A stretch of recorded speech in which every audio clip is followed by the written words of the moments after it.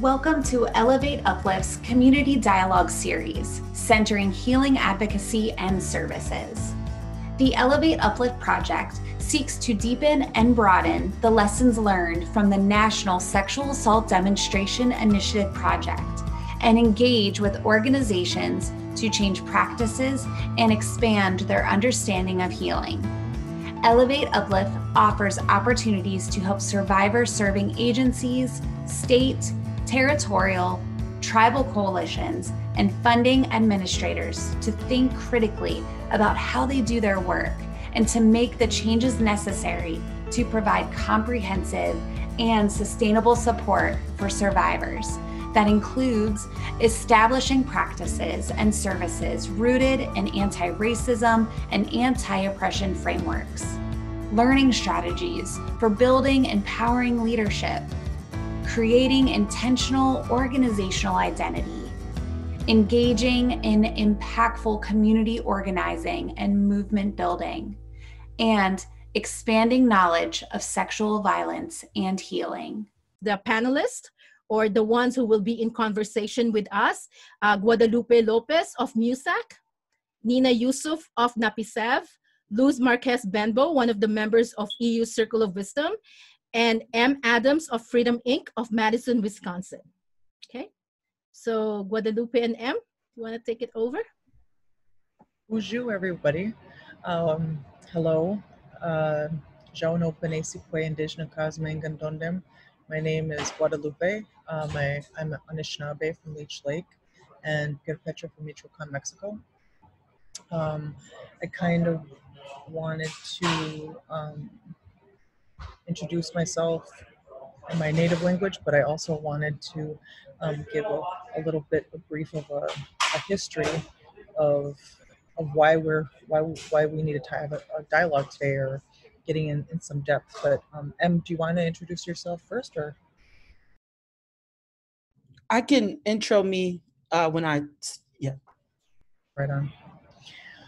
Well, when I started this work, I've been working at MUSAC since 2007, and my mother was a survivor of boarding school. Being into this work, understanding the history, I think it's important to understand where you came from in order to know where you're going. In school, I was never taught all the things that are in history in the way that I know them to be today, of all the impacts of like how the treaties impacted us as Indigenous people, how they created a different lifestyle for us. Originally, when those things started to happen and occur, it really changed. It was under a Department of War. What did that mean for us as Indigenous people? How does that affect everyday life for the First Nations people of the United States? What does that mean for roles for men and women, non-binary relatives, two-spirit, everyday lifestyles? And so there was a lot of impacts that happened with policies that were put on the Native people. Then after the Relocation Acts and after boarding school happened, I think that there was a lot of behind the scenes or hidden violence that was occurring that really changed the way that we had worked with each other daily. Not to say that we were the most utopic people as Indigenous people. Yes, we had wars, we had all of these things, but we had our own government systems. And I think that is that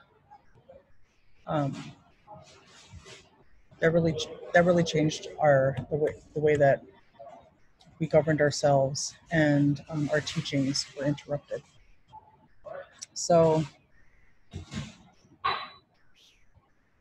a lot of people may have or have not heard about the boarding schools and what they have done. There was a lot of forced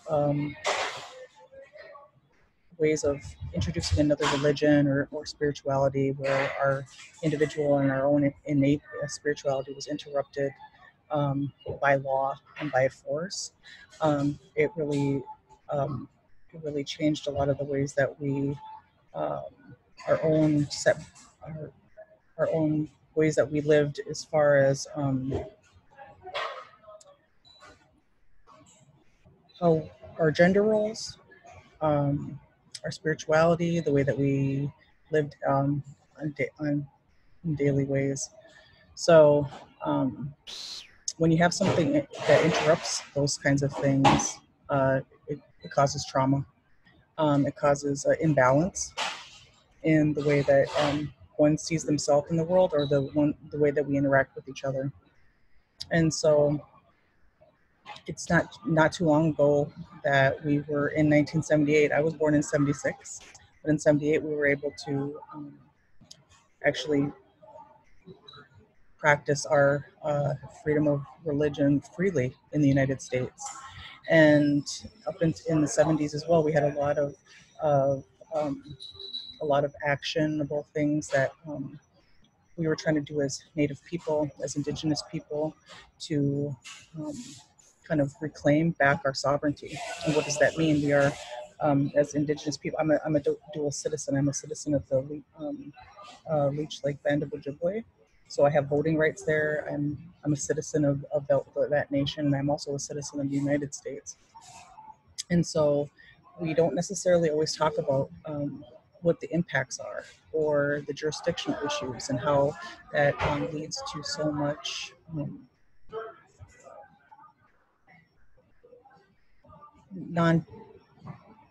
non-justice seeking things for our people when it comes to sexual violence. I know that I probably could say a lot more in a different way. I think, and I'm going to be very, very honest, in the current climate, the way that it feels right now, I feel very careful with the words that I use. And I'm just going to be really, really honest. What is okay to say, what isn't okay to say, how to say it in the right way, how to do it in a way where we can build solidarity, where I could just share my truth of what happened to our people, or without offending anybody, or to play the oppression Olympics, but to tell these things in the truth way, the truthful way that we education, and hey, let's understand our history, so we don't keep on repeating some of the same things.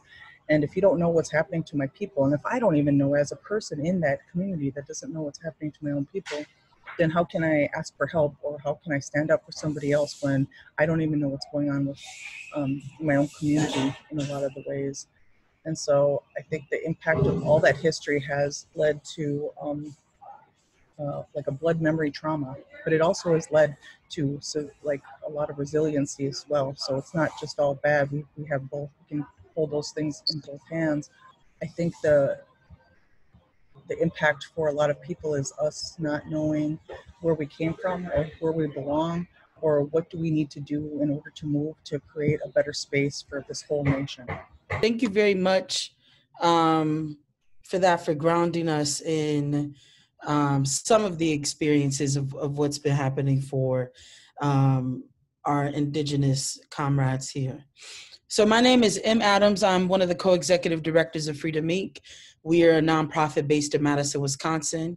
We focus on ending violence within and against Black and Southeast Asian communities, in particular Hmong and Cambodian communities.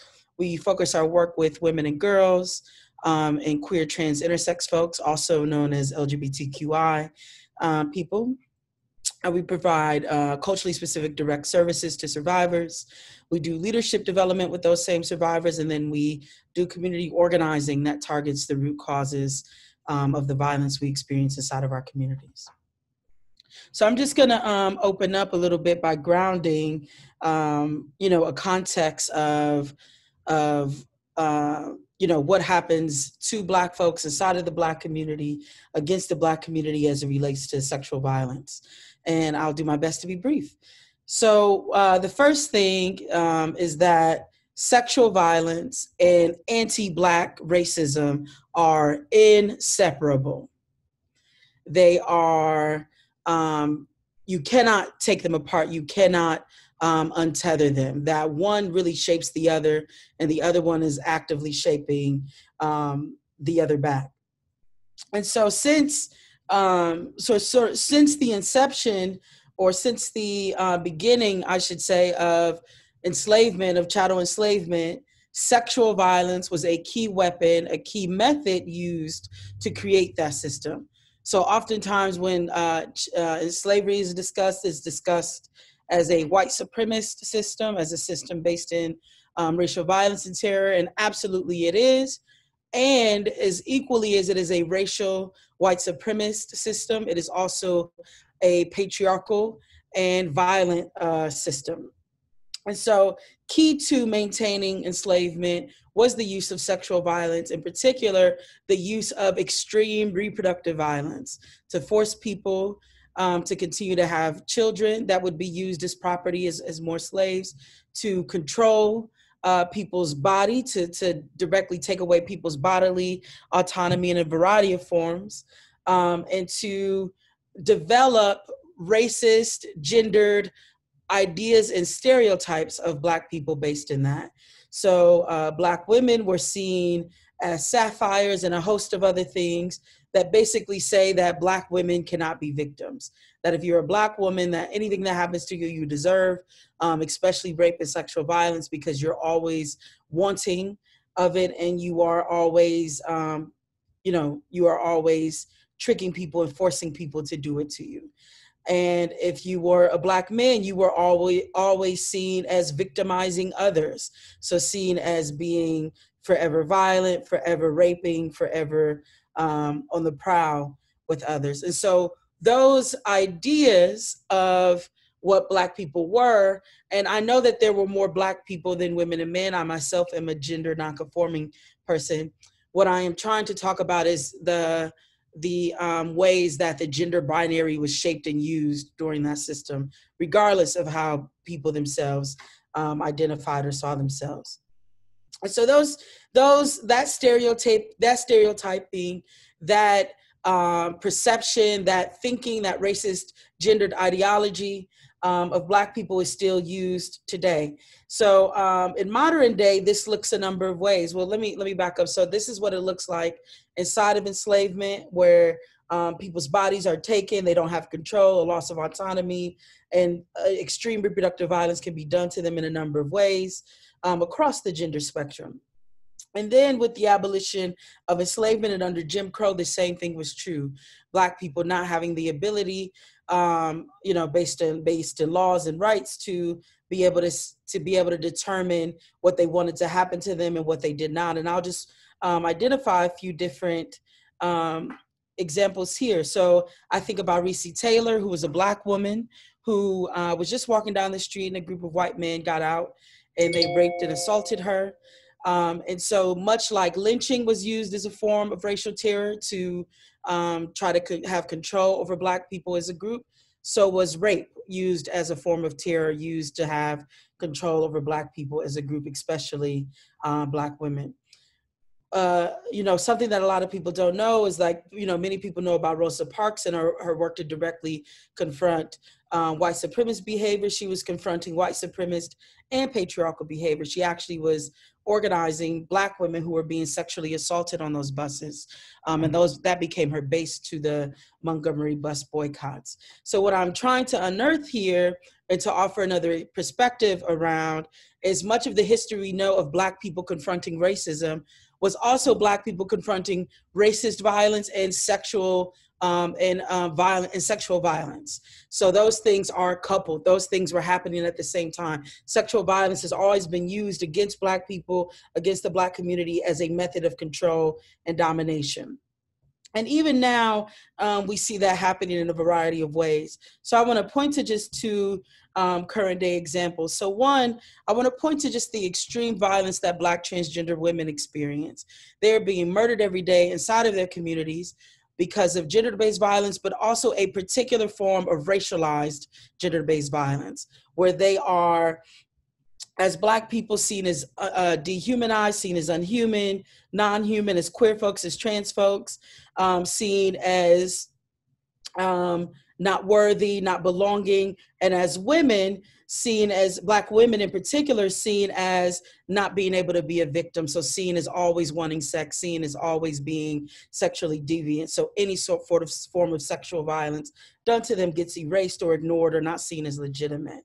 And so I want to point out that is a pandemic, that is a crisis, one that we are seeking to work to end. But I think it really demonstrates the way that sexual violence and anti-Black racism are in collaboration. And sort of the last example I'll point to before passing this over is there's an important project called Survived and Punished, which talks about the criminalization that happens to Black women, Black, queer, trans, and intersex people who are survivors of sexual assault, who are criminalized for surviving, who are criminalized for fighting back.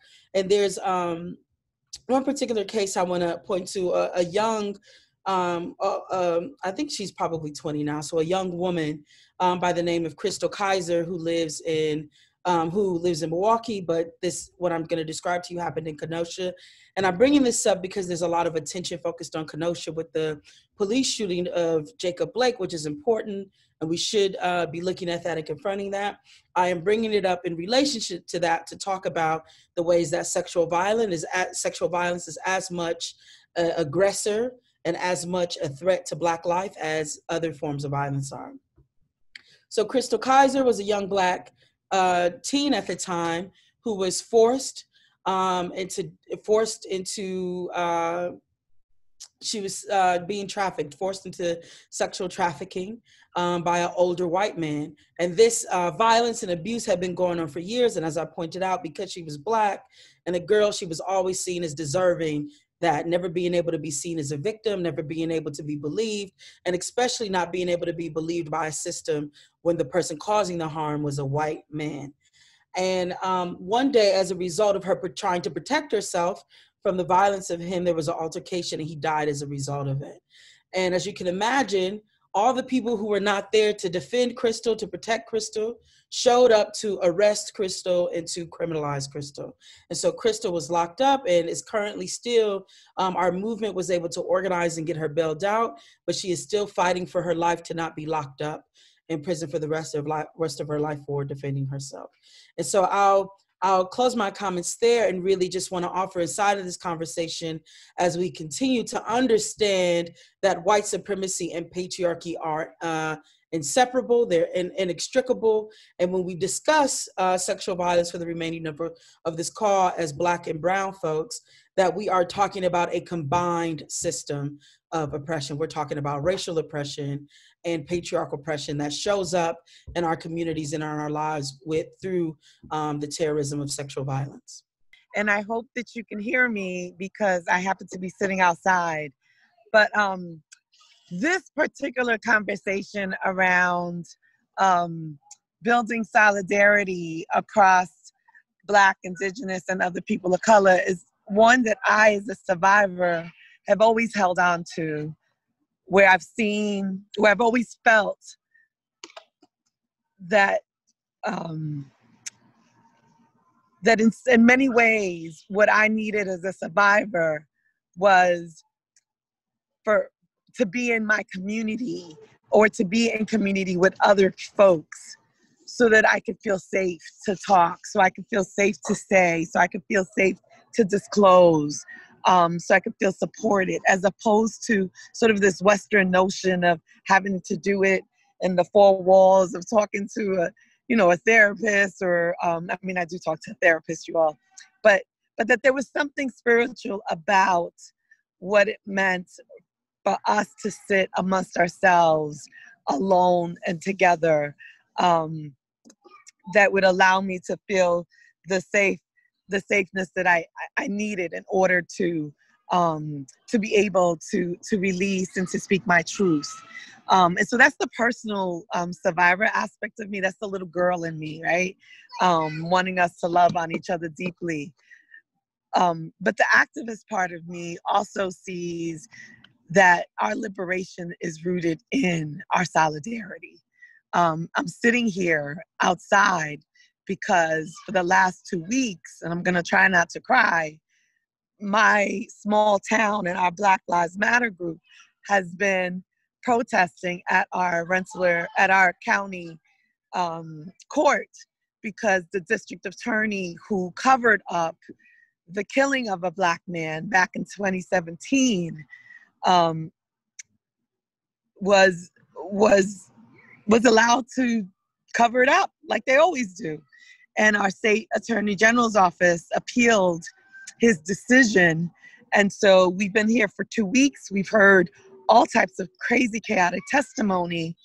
And what's beautiful about it is that we all represent, right? So the Black, Indigenous, and other people of color, Latinos, Asians, and wanting justice, right? And as Sujata Baliga says to me, we don't find justice in the courtroom, Luz. Justice is in us. Justice is in the movement. Justice is in organizing. Justice is in holding people accountable in a way that doesn't look like white supremacy, right?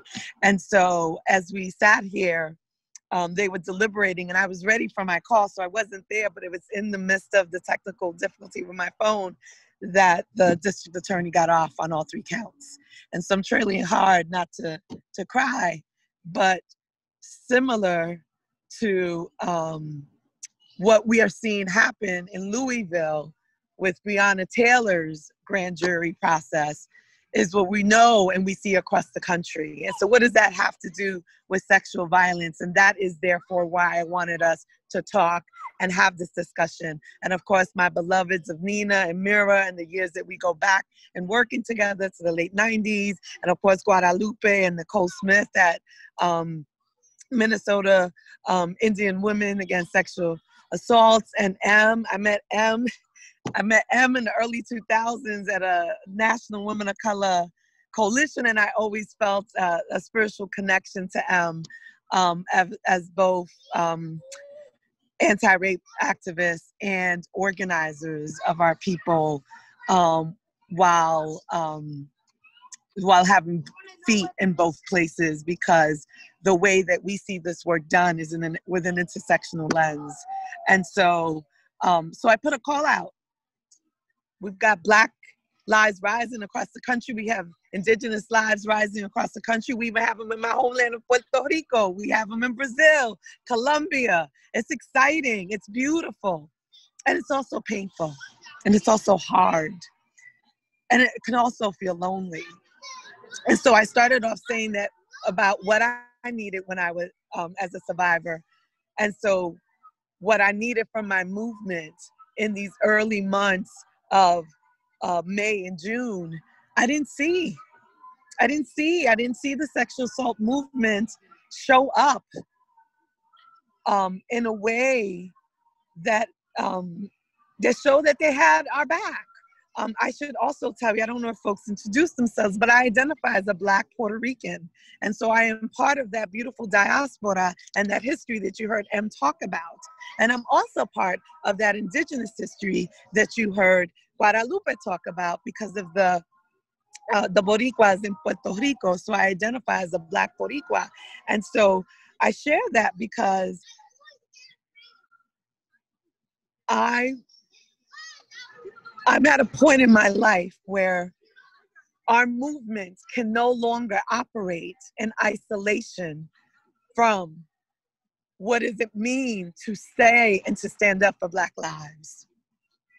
And so this call was that if I knew how I felt and I knew how some of my comrades felt, like I knew Amita Swatting is on here and I saw a couple of other comrades, I knew how we were feeling. And so therefore, we thought we would have this conversation as a beginning of a conversation that we may not be able to finish today, but that we can talk about a commitment into starting this conversation for the long haul.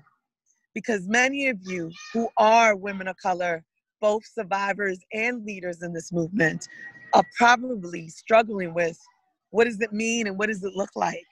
You know, what does it mean to stand up for a Black life at the same time within a movement that just wants to focus on either sexual assault and rape and doesn't see the connection to lives, right?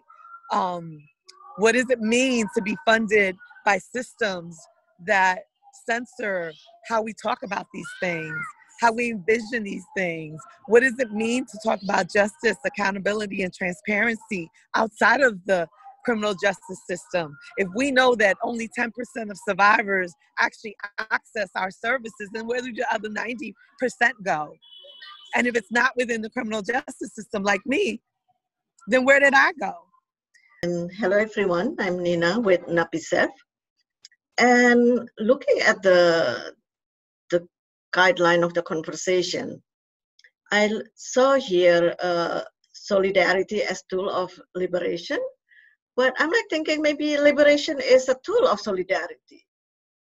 You know, that we have to liberate ourselves first, and then we can see like how we create solidarity with others.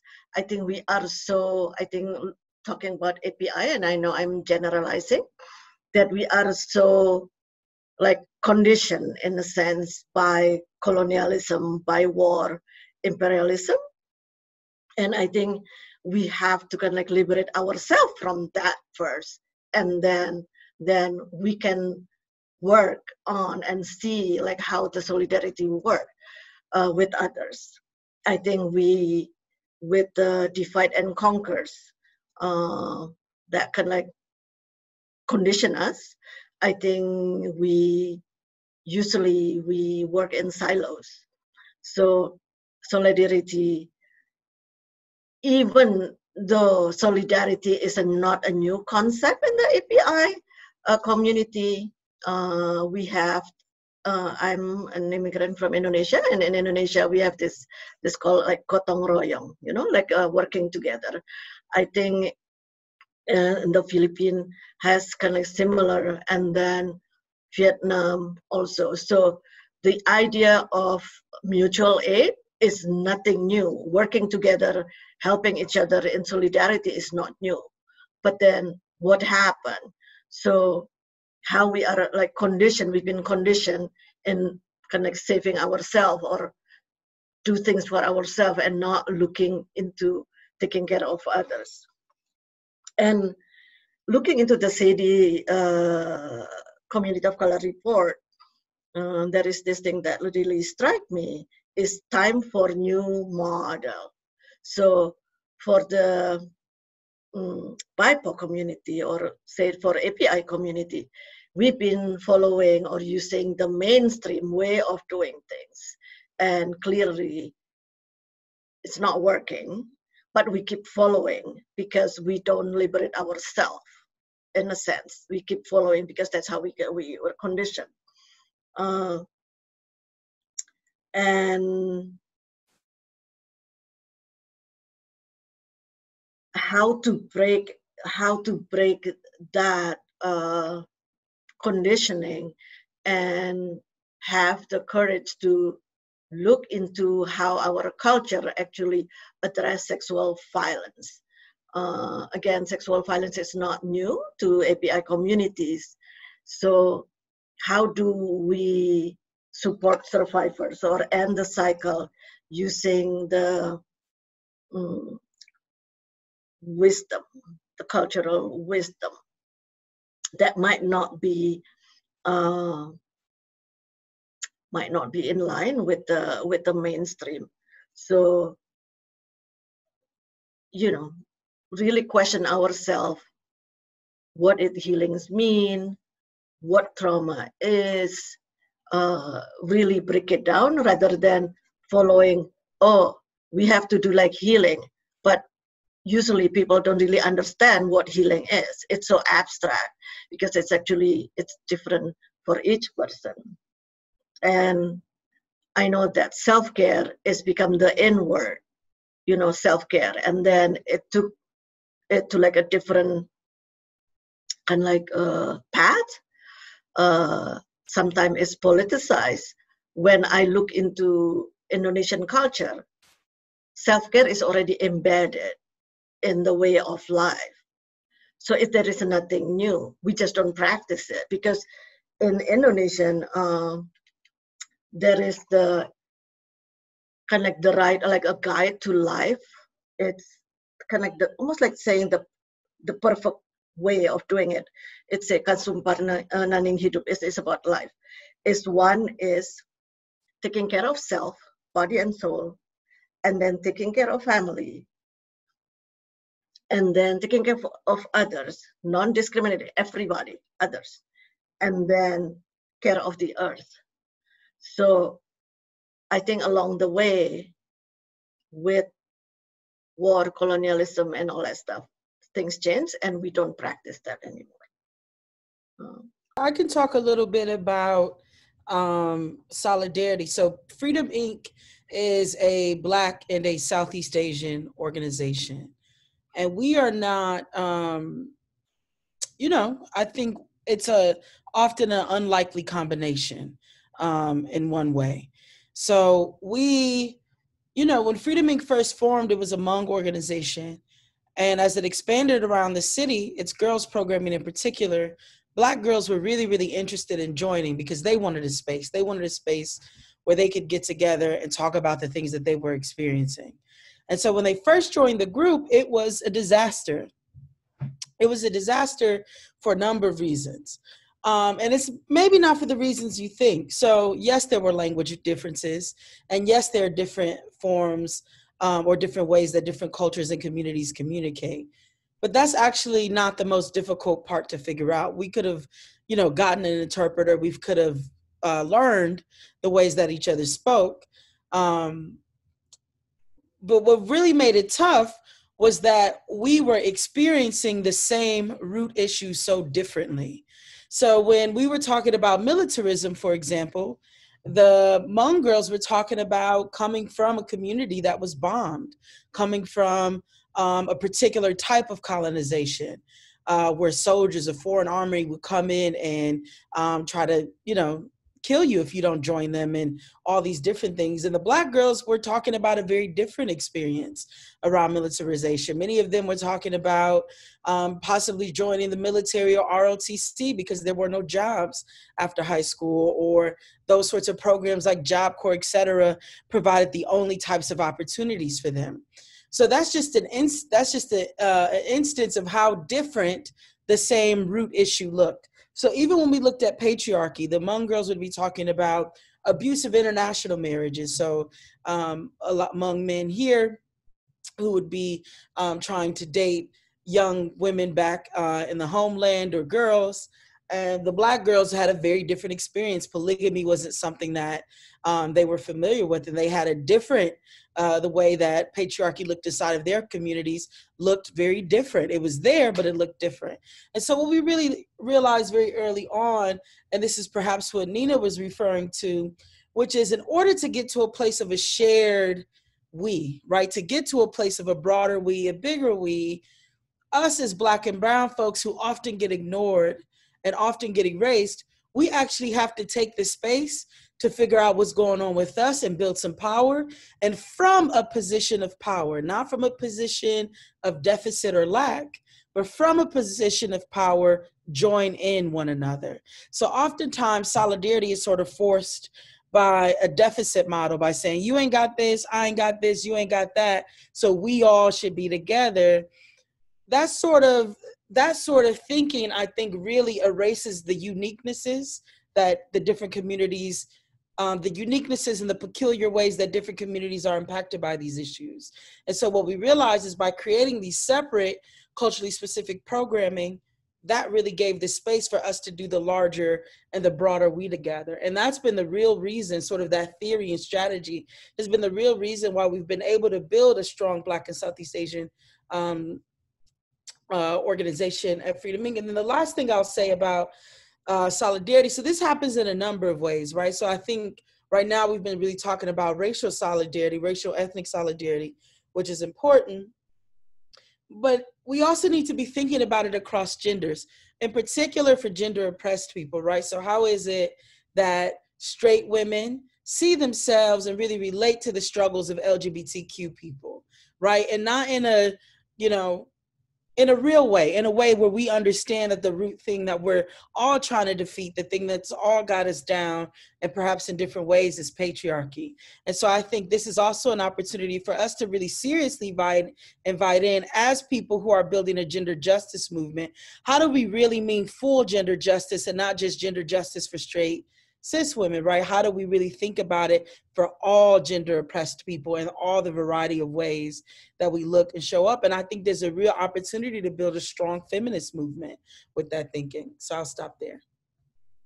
Why you gonna stop? Why you gonna stop? You was getting it. You was doing it. I'm like, yes, because you're absolutely right. And I'm gonna push you to go another level. We also have to think about solidarity and what does it mean as able-bodied people, right? To build solidarity with our sisters, right? Who are seen, but they're not seen. And sometimes, but even by us in our own movement, like how do you build a Black feminist movement and not shine a light on or make space for, right? Folks with different abilities, right? And then the deaf community, right? And so this simple question, I'm so glad that you took us there, can take us into so many places, right? And we're in a moment that we can reimagine what all of that looks like. All of that, and that is what makes me excited. So thank you for sharing that history about Freedom Inc. and the badass work y'all do, and thank you for bringing that into the space. Guadalupe, we're gonna go to you next. So when I'm thinking of solidarity, the first time I ever really heard solidarity was through MUSAC, and what does that mean? And at the time for me, what it meant was visibility amongst relatives. And I also think that there's a piece of solidarity. You can't be, well, in my personal opinion, for me to be in solidarity, that means that sometimes I have to stick my neck out and say what I don't know, and ask questions, and do it in the best way to be the best relative I can, even if I'm scared, even if I put my foot in my mouth that many times, just to be a humble person to say, hey, I'm sorry, I didn't mean it that way, or please, I need to learn. And sometimes there's so much hurt and anger that, and as an Indigenous person, I felt this, like, well, just tell me what you want me to know. And I'm like, I'm too busy trying to find out who the F I am. I don't have time to tell you about me, because I'm hurting too. I'm whatever. So like all of that. So when I was listening, when I read the chat with Rebecca, what she had said about means giving up something that others can have equality with us. There's a piece of that where you have to. It's going to be interrupted so much because of all of the imbalances that we had for hundreds and hundreds of years, of people being hyper visual with violence and people being super invisible with all the violence, right? All of it.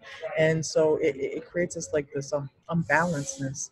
And what does that mean? And I really don't know. All I know is that if I don't understand how anti-Blackness affects me as an Indigenous, Mexicana, Chicana, Anishinaabe woman, and what has it done? Then I'm not going to be in solidarity with anybody. If I don't understand my own homophobias, or if I don't understand my own misogyny stuff, all of it, then I can't be in solidarity. So you have to learn, you have to check your own crap. It's basically what it is, and be okay with it, and it hurts and it feels, you have to clean that crap out, and you have to be so kind to yourself about what does it mean, and to still talk when your voice shakes, you know what I mean? In the ways of being scared to say, well, I don't want to say all of these things because I don't want my fucking funding to be cut, or I don't want this to be whatever. I don't want people to come after me because I'm scared to tell my truth. And that's where a lot of people are at. And that's the truth of it. And so, like, how do you do that? How do you do that when you have to still feed babies and you have to still have a house over your head? And so balancing it, it's not easy. And it's so I wish I knew all the damn answers for it, and I don't, but I promise I'll keep trying to show up, because that's all I can do. It's like, you might not be the shiniest apple, but you just gotta fucking grow sometimes and show up, you know? That's all I gotta say about that. You gotta check your own crap on the chat. You gotta check it out. That was cool. And I think you were talking about vulnerability as well, Guadalupe. At least that's the sense that I got from what you were saying. And so thank you for bringing that into the space as well.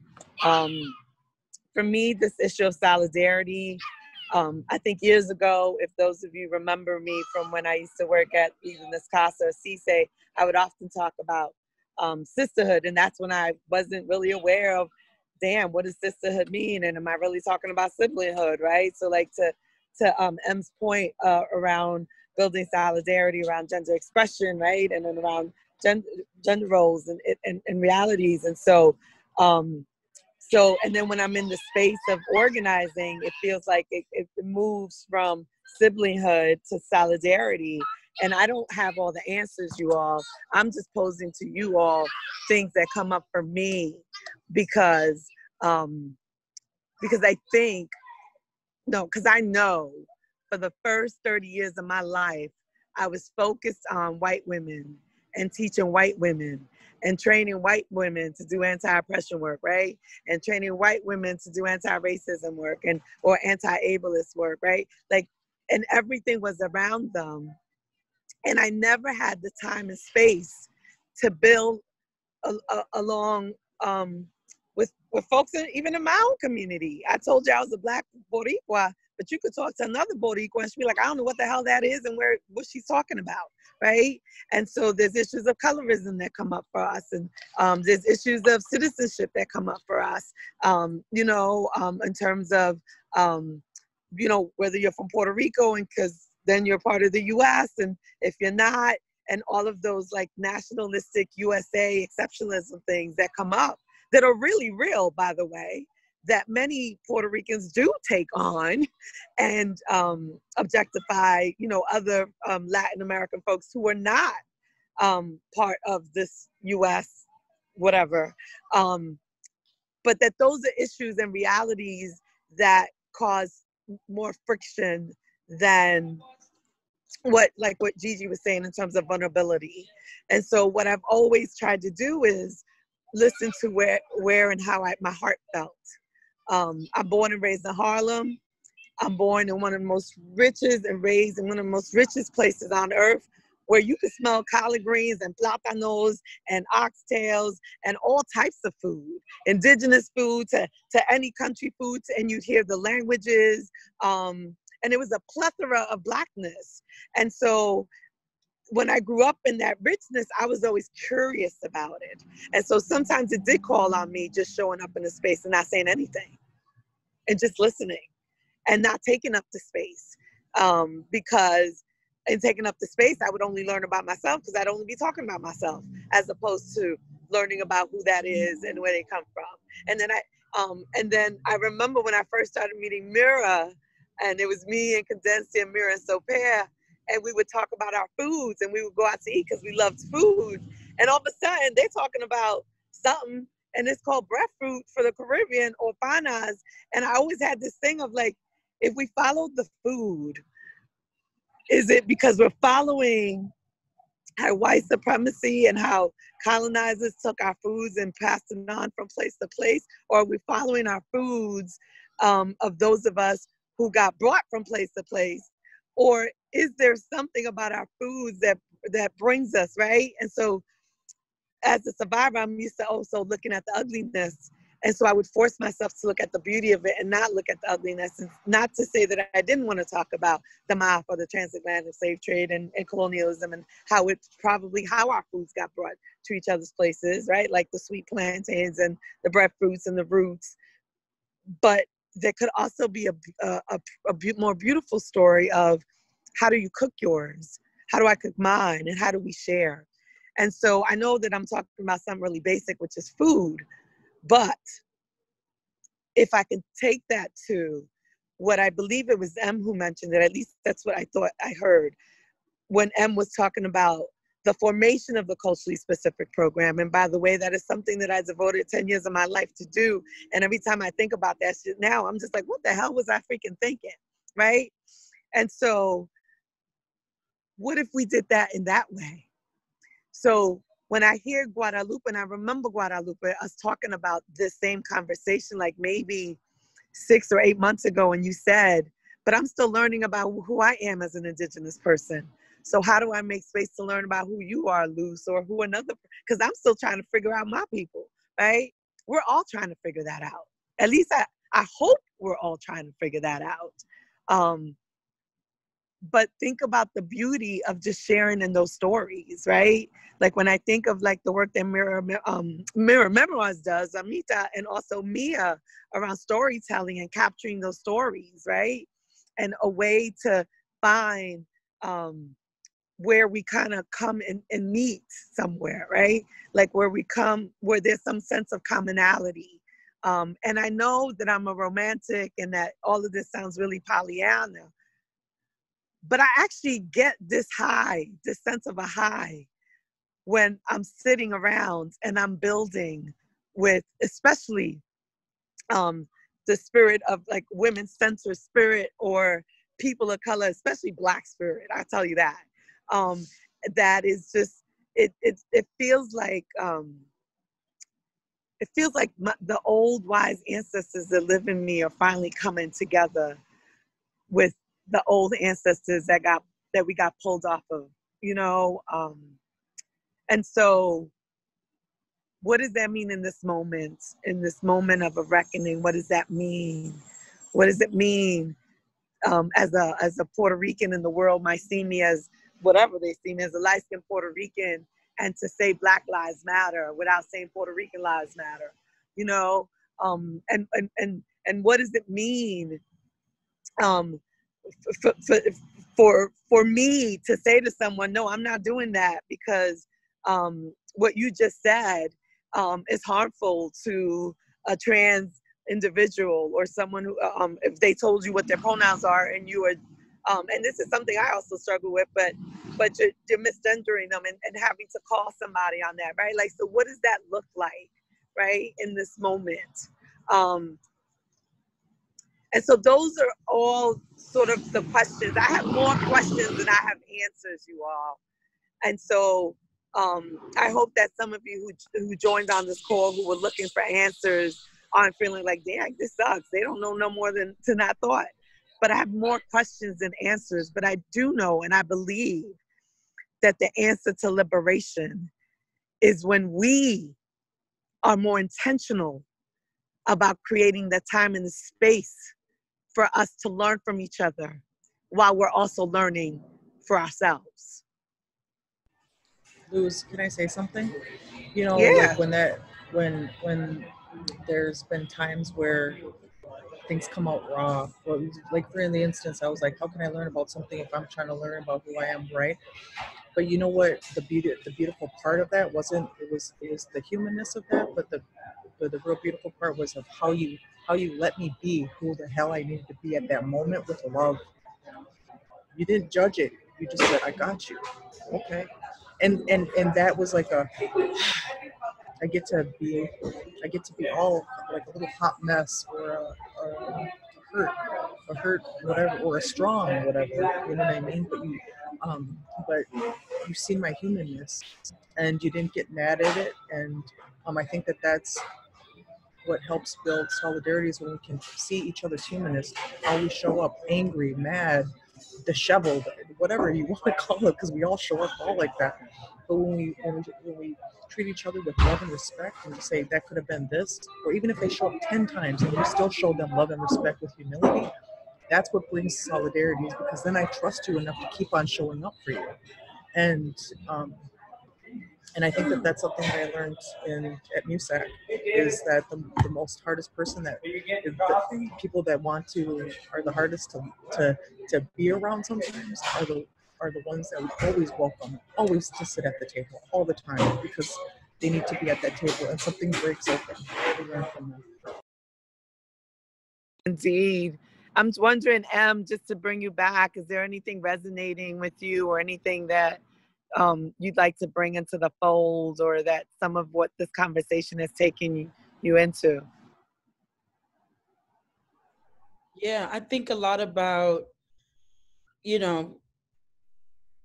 so I'll say this. So, a lot of my work is like the one-on-one work directly with survivors, but there's also a huge amount of my time and capacity that goes to building social movements. And so I've been in the streets a lot. I've been protesting, I've been resisting. I've been, challenging elected officials and making sure our people have all the information and participate in creating change, whether that's in voting or just, the sort of gamut of change making. And so this really has me thinking about the historic moment that we're inside of. And so I do think this is a historic moment for several reasons. One, it's a 50-state rebellion, and actually it's a global one, right? So people all over the world are resisting. But in the last few months, we've seen actively 50 states in open rebellion against the violence that's happening in mass to our communities. I also think this is historic because of the COVID-19 pandemic, because of, what just sort of the veil being lifted.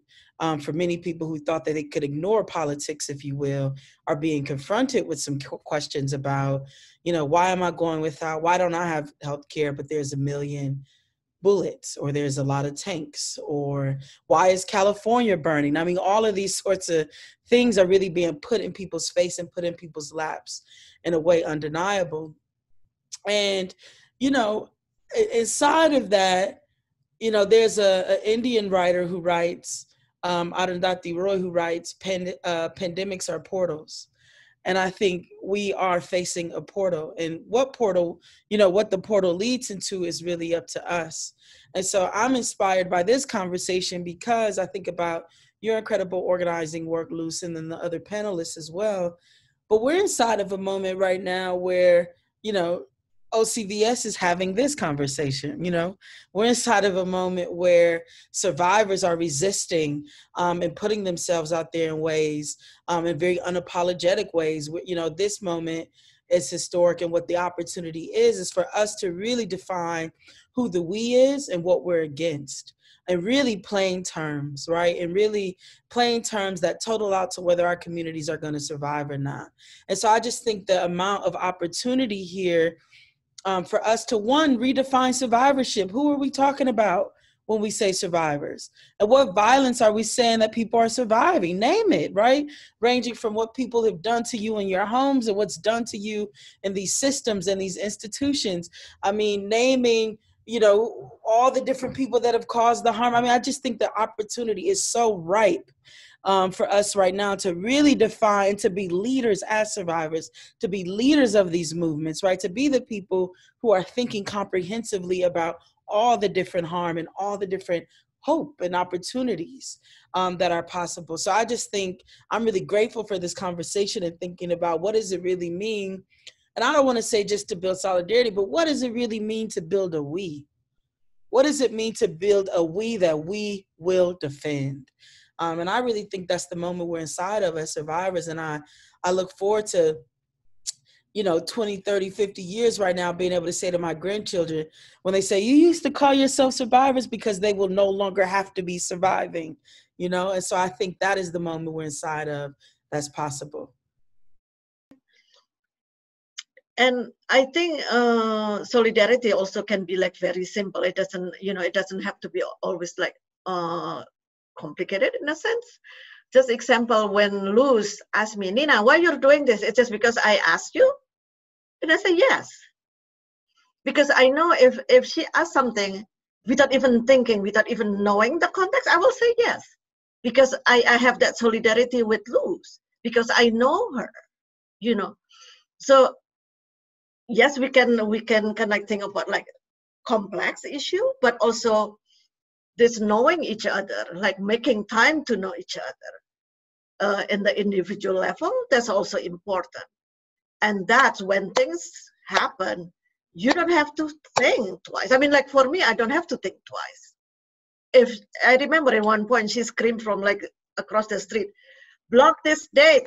I say, okay, good, I'll block the dates. I don't even ask for what, So it can be as simple as that. Like, I'll be there for you, as I know that she will be,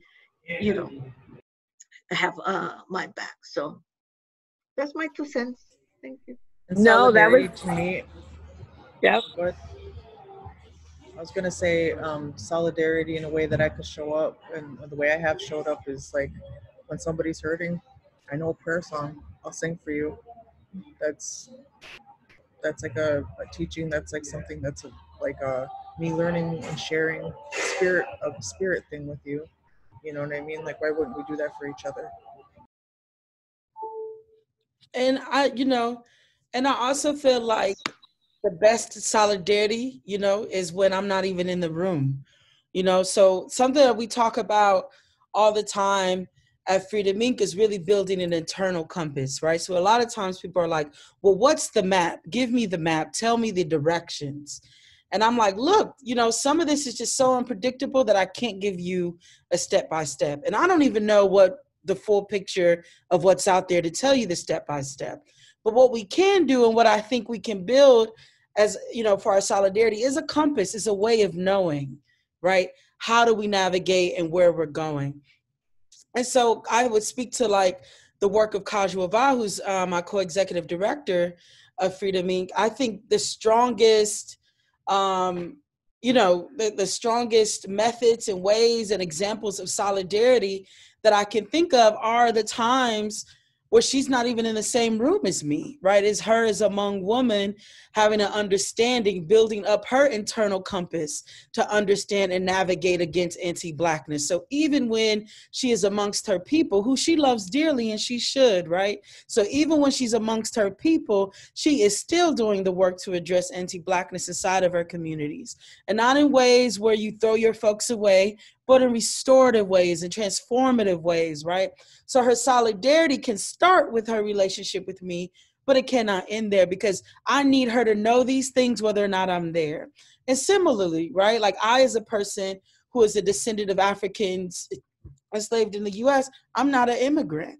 And so I have had to learn to build my own compass internally to fight against the xenophobia, to fight against anti-immigrant, anti-refugee, anti-indigenous, and indigenousness. However I would say that is happening. And so that's what I want to say, is that solidarity, or the act of it, is an all the time, every time thing.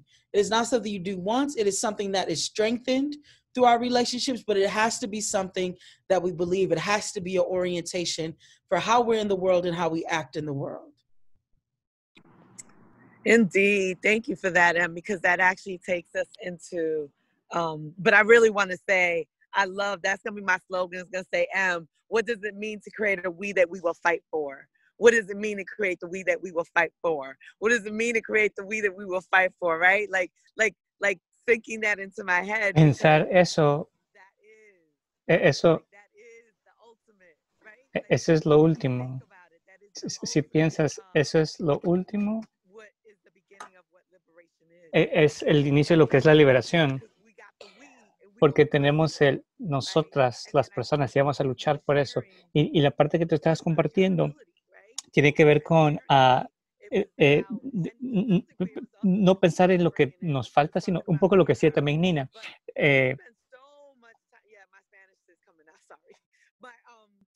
We've spent so much time, and so we've been intentional, like Nina and I, about our time, as I imagine you and Kajua have been intentional about that time, so that when you're not even in those spaces, you can still show up for each other, right? And so that is something that I want to stress, that I've had to learn, that I've got to be intentional about. Like, there's some shit that I have got to reckon with internally in me as a straight, light-skinned, Black diasporic, able-bodied person, where I have to be intentional about creating that space and sitting in that space. We like to tell white women, y'all need to be uncomfortable. Okay, let's take them out the room. But sometimes we do too, with our own selves, right? And with each other. And I love what you said, Em, about not in a disposable way.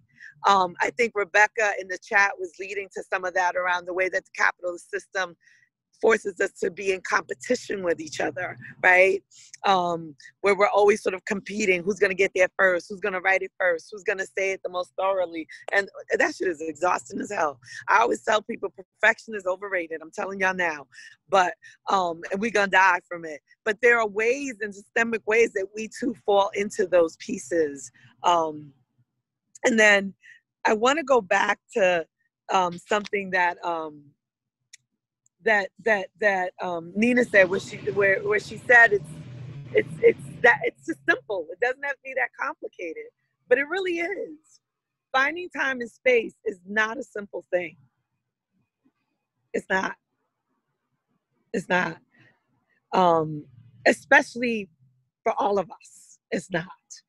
And so let's shift a little. There's been a couple of questions or chatting around Freedom Inc. is an actual practical model that they're happy to hear about in terms of how you've all built solidarity in terms of the Black community and the Southeast Asian community. Are there other examples of that? And when you share what those other examples are, can you try to weave in how does accountability and transparency show up in the way that M was saying, where M doesn't have to be in the room or Kajua doesn't have to be in the room in order for them to stand up for those things? Guadalupe, I'm going to go to you. Like, maybe talk about how does Napisa and Muzak, because you all collaborate on Elevate Uplift, but you've done a couple of other things together. So talk about that solidarity among your Asian API sisters and you all as Indigenous women. Well, I think the first, for me to understand where I belong, or if I even belong to sit at a table with somebody, because that's my own stuff, and that has to do with all the stuff is finding commonality. And I'm just going to only talk about it specifically as a individual person, and then talk about it as an organization. It was Mira who came up to me for the first time and said, and she had said something that I could look like a relative of her, and that like broke something open for me, and got to know her a little bit, got to understand who her people were, and so that happened. Then we started to do other projects together, and then we started to share stories a little bit about how our community members talk, and the aunties in our communities, and finding commonalities, right? And all of a sudden it just was like, oh, building in familiarity with nations, even though they are different. Understanding like our truths, the differences and the similarities of how we were, how colonization has impacted us, or how racism impacted us, or all of these things. And what I realized was that there was so much to learn, and we don't ever get out of our backyards a lot. And that going back to the silo piece, how do you make sure that happens? If you don't have an organization that doesn't see that they don't want to get out of their backyard, then they won't necessarily always be able to make those connections. But if they don't find them important because they're too busy trying to make sure their lawn is all clipped and their grass is all green and beautiful all the time, and you can't, because you'll always stay there. And then when your grass is green and nobody else has got green grass, you're gonna be all like just sitting there all just alone in your damn pretty ass yard. So I think that it's finding the commonalities, doing the knowledge exchanges, super important. And there's probably more that I'm missing. I think I know there's probably a lot more. And there was times where I probably put my foot in my mouth, and they, out of being a good relative, they gently reminded me, like, well, no, or however it was. And it's about being kind to each other. I don't know.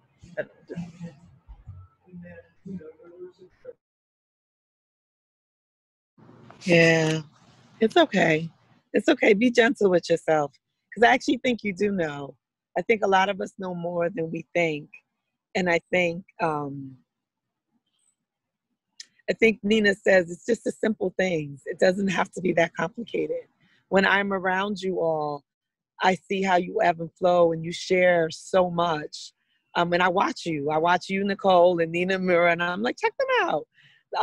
You know, you share stories and wisdoms. When we went to Guam and we stood at the ocean and we're all talking, you know, and we're sharing what does it look like, or death that we had, and what do we do in times of grieving.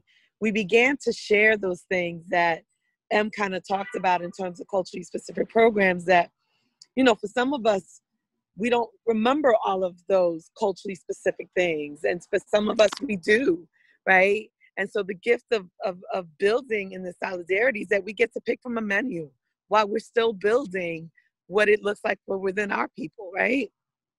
And so I just want to just give that back to you, and that we do know. It may not be as sharp or as, or like right there, you know, you may not necessarily understand it, but there's something about the work that you all do. And of course you all are individuals and you might have the same interests, right? But I want to layer it with a little bit of complexity as well, because while it seems really simple, it's taken a lot of time, and time and space are a huge luxury that none of us are afforded ever.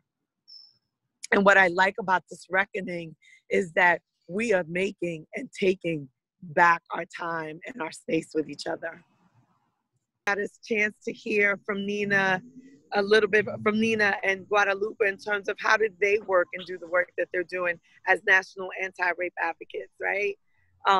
You learn about Em and the work that she's doing nationally, but also right there, right, in Madison with Southeast Asian sisters at the local level, right? And I think for many of you who were feeling the righteous rage or pain of the moment of what happened to Breonna Taylor, what happens in your own cities that I'm just might not be aware of, or what's happening in my own city, but that we realizing that grief is a real reality. And when we couple that with the reality that, and I'm so sorry, because I'm gonna say it, because unfortunately we're still surviving, right? That it gets complicated. But I hope that you all, and I invite you all to continue this dialogue beyond us and with us as you continue to do your own organizing, as you continue to do your own builds. You've been listening and viewing Elevate Uplift's Community Dialogue series.